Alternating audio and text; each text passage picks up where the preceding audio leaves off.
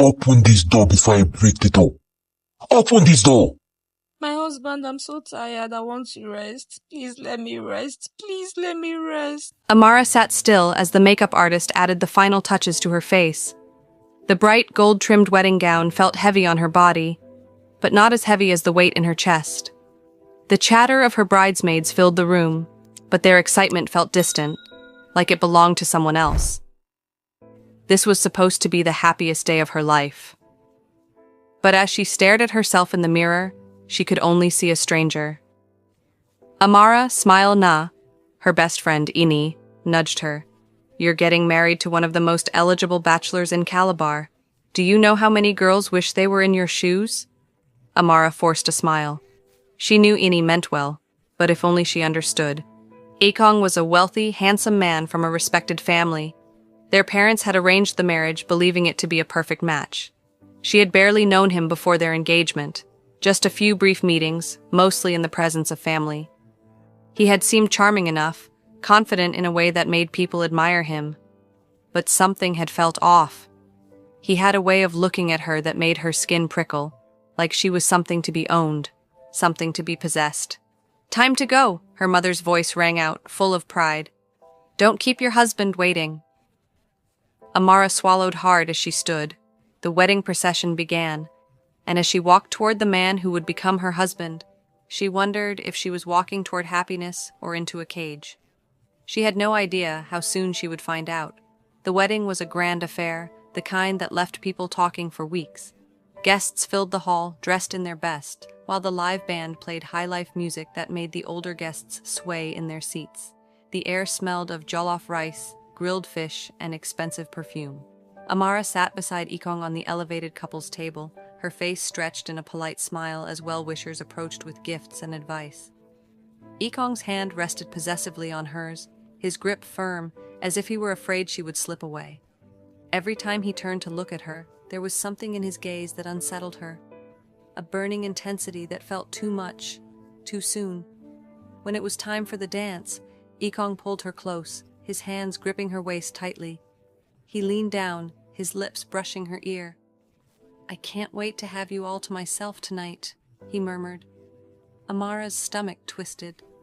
She nodded, unsure of what to say. Hours later, they arrived at Enkay's house, a lavish mansion in one of Calabar's most expensive estates. The moment they stepped inside, Enkay shut the door and turned to her with a hungry look. I've waited long enough, he said, reaching for her. Amara's heart pounded. She wasn't naive. She knew what was expected of her. But there was something almost desperate in the way Enkay touched her, something that made her skin crawl. That night, she barely slept. Each time she tried to rest, Enkay pulled her back, as though her body was his personal playground. By the time morning came, she was exhausted, sore, and confused. Maybe it was just wedding night excitement, she told herself. Maybe things would calm down. But deep down, she feared they wouldn't. Amara hoped things would settle into a normal rhythm, but by the end of the first week, she realized she was wrong. Enkay was insatiable. Morning, afternoon, night, he wanted her constantly, as if her body existed solely for his pleasure. She had no time to rest, no time to breathe. He would wake her in the middle of the night, his hands already roaming, his need urgent. Even when she was exhausted, even when she begged him to let her sleep, he would chuckle and say, "A good wife must always satisfy her husband." At first, she tried to reason with him. She told him she needed time to adjust, that she was tired, that she felt drained. But Enkay would only smile, dismissing her words with a kiss, whispering, "You'll get used to it." Days turned into weeks, and Amara began to dread the nights. She avoided eye contact with Enkay during the day, afraid that even the slightest glance would spark his desire again. But it didn't matter. He always wanted more. She became a shadow of herself. Dark circles formed under her eyes, her once bright laughter disappeared, and her energy drained away. When she went to visit her mother, she thought she would finally find some relief. "Mama, I'm tired," she said, her voice barely above a whisper. "I don't think I can do this." Her mother frowned. Do what? This marriage? Enkay, Amara hesitated, unsure how to explain what she was going through. Her mother sighed. My dear, marriage is not always easy. A woman must endure. Your father was the same when we got married, but with time, things calmed down. Just give him what he wants, and he will love you more. Amara felt her stomach sink. There would be no help from her mother. As she sat in the car on the way home, staring at the quiet streets of Calabar, a single thought settled in her mind. She was trapped. Amara knew she couldn't keep living like this. Every night felt like a battle she could never win, and every morning she woke up feeling weaker than the last. She had no control over her own body. Enkay took what he wanted, when he wanted, without a second thought. Desperate, she turned to Enkay. They met at a quiet cafe, away from prying eyes. You look terrible, Enkay said, concern written all over her face. Amara stirred her drink absent-mindedly. I don't sleep anymore, Enkay. What do you mean? Amara hesitated before speaking. Enkay, he doesn't let me rest. I can't breathe. I feel like I'm dying slowly. Enkay's eyes widened. Are you saying he forces you? Amara shook her head. It's not force, but it's like I don't have a choice. He won't take no for an answer. He acts like my body belongs to him and nothing else matters. Enkay sighed, her fingers drumming against the table. Amara, this is serious. Have you talked to him? I tried. She let out a bitter laugh. He just tells me it's my duty as a wife.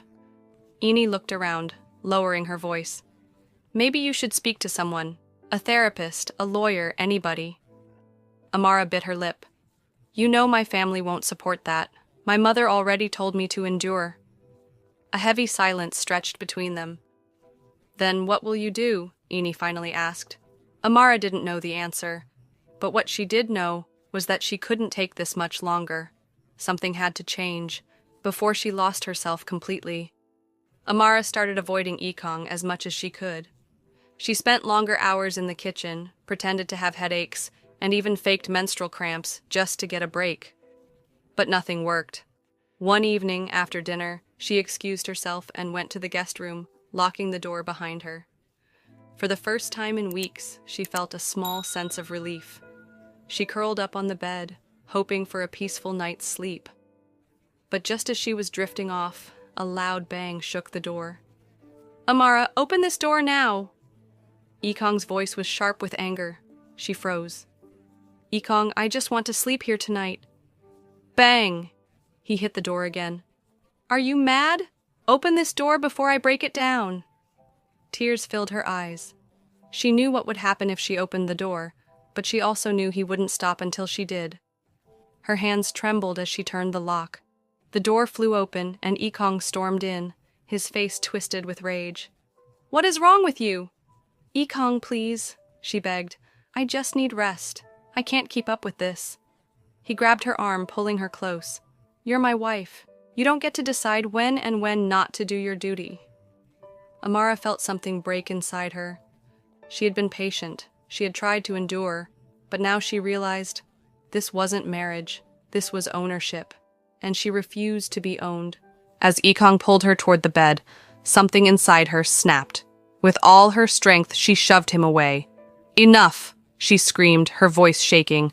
I am not a machine. I am not a toy. I am a human being, Enkay. He looked stunned, as if the thought had never crossed his mind. For the first time since their marriage, Amara saw fear in his eyes. And in that moment, she knew. She couldn't stay here anymore. Amara knew she had to leave, but she needed a plan. If she walked out now, Enkay's family would drag her back, and her own parents would shame her for disgracing them. She had to be smart. The next morning, while Enkay was at work, she searched for help. She found a women's support center online and called them in a hushed voice, her hands shaking.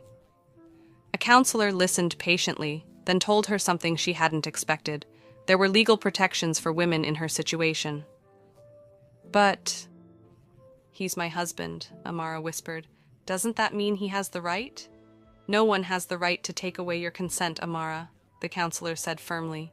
You deserve to be safe. That night, she began gathering evidence. She recorded their conversations, saved messages where he dismissed her pain, and even took photos of the bruises his grip sometimes left on her arms. She also reached out to Enkay.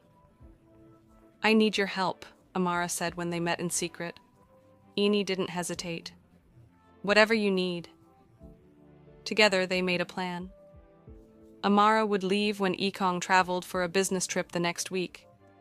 She would take only what she needed and disappear before anyone could stop her. For the first time in a long while, she felt hope. But she knew the hardest part was yet to come. The night before Enkay's trip, Amara lay awake, waiting for him to fall asleep. His arm was draped over her possessively, his breathing deep and steady. She held her breath, listening, making sure he was truly asleep before she gently slid out of bed. She had packed a small bag earlier, hiding it under the guest room bed.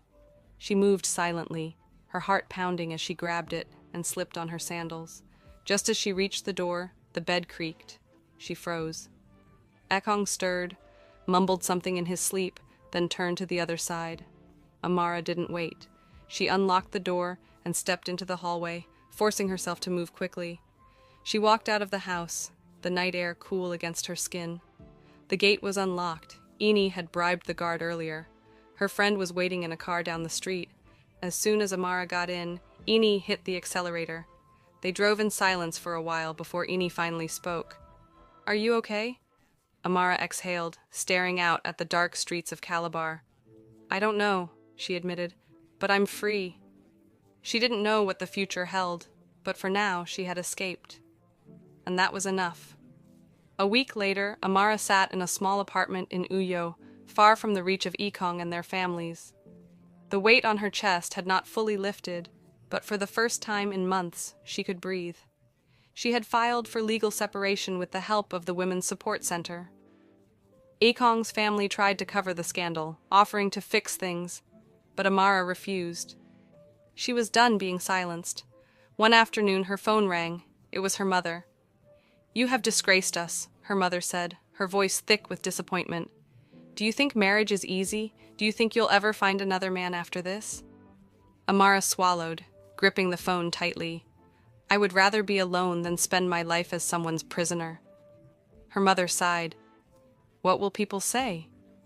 "I don't care anymore," Amara said, her voice steady. She ended the call and stared out the window. For the first time in a long time, she felt peace. She had survived.